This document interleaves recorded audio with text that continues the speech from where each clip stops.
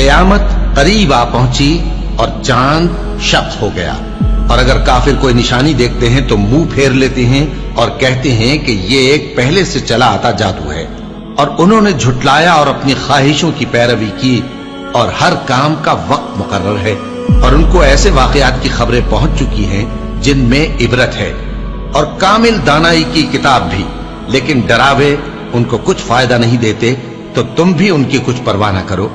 جس دن بلانے والا ان کو ایک ناگوار چیز کی طرف بلائے گا، فوراً آنکھیں نیچی کیے ہوئے قبروں سے نکل پڑیں گے گویا بکھری ہوئی ٹڈیاں ہوں۔ اس بلانے والے کی طرف دوڑتے جاتے ہوں گے، کافر کہیں گے یہ دن بڑا سخت ہے۔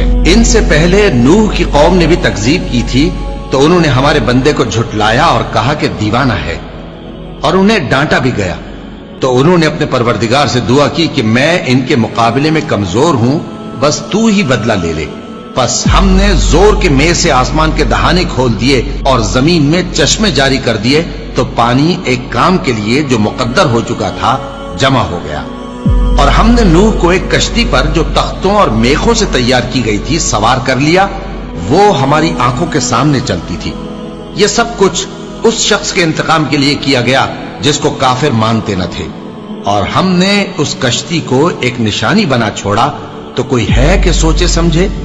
سو دیکھ لو کہ میرا عذاب اور ڈرانا کیسا ہوا۔ اور ہم نے قرآن کو سمجھنے کے لیے آسان کر دیا ہے، تو کوئی ہے کہ سوچے سمجھے؟ قوم عاد نے بھی تکذیب کی تھی، سو دیکھ لو کہ میرا عذاب اور ڈرانا کیسا ہوا۔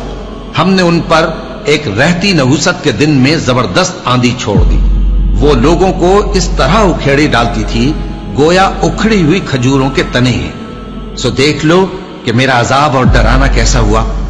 اور ہم نے قرآن کو سمجھنے کے لیے آسان کر دیا ہے، تو کوئی ہے کہ سوچے سمجھے؟